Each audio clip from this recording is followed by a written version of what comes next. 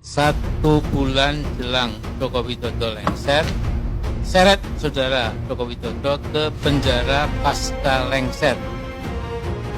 Kekuasaan Presiden Joko Widodo akan efektif berakhir pertanggal 20 Oktober 2024. Itu artinya usia kekuasaan Jokowi demi hukum akan berakhir dalam tempo 1 bulan lagi.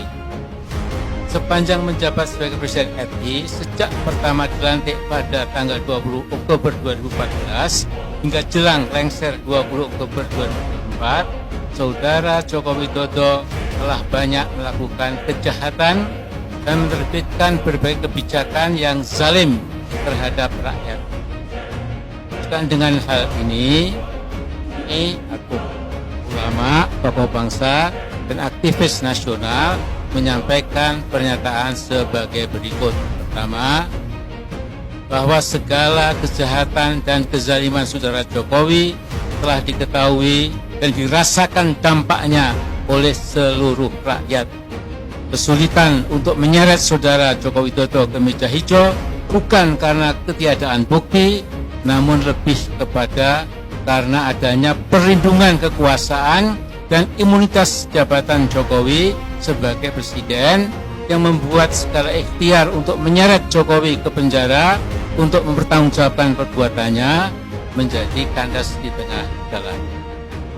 Kedua, begitu juga ikhtiar untuk menuntut secara hukum terhadap dinasti politik Jokowi, baik terhadap Gibran Raka Buming Raka, Kaisang Pangarep, Bobi Nasution dan Kahiyang Ayu. Semua ikhtiar menjadi mentok bukan karena ketiadaan bukti hukum, melainkan karena adanya perlindungan kekuasaan Presiden terhadap dinasti politiknya, sehingga upaya untuk menyeret dinasti politik Jokowi ke penjara juga mentok, tak bisa berlanjut hingga ke pengadilan. Ketiga, tanggal 20 Oktober 2024 adalah tenggat waktu akhir kekuasaan saudara Joko Widodo. Setelah itu, saudara Joko Widodo tidak lagi memiliki kekuasaan yang bisa digunakan untuk melindungi kejahatan dirinya dan dinasti politiknya dari tuntutan hukum seluruh rakyat. Tidak akan bisa mengelak lagi insya Allah. Karena itu, pada pasca tanggal 2 Oktober 2024 adalah saat yang tepat untuk menyeret Jokowi ke penjara dan mengadili dirinya untuk umum, terbuka, ke penjara dan mengadili dirinya bersama seluruh dinasti politiknya di hadapan pengadilan yang terbuka untuk umum, agar seluruh rakyat tahu bahwa setiap kezaliman ada balasannya, setiap kejahatan ada sanksi hukumnya, dan setiap pemimpin yang khianat harus mempertanggungjawabkan pengkhianatannya kepada seluruh rakyat Indonesia. Keempat, sejumlah kejahatan dan kezaliman saudara Joko Widodo termasuk tetapi tidak terbatas pada kasus ijazah palsu Jokowi, kasus kebohongan mobil SMK, kasus pembantaian kilometer 50, kasus tragedi Kanjuruhan, kasus tragedi 894 KPPS yang mati pada pemilu 2019, kasus perampasan tanah rakyat berdalih PSN di Rempang, kasus perampasan tanah rakyat di berdalih PSN di PIK. 2.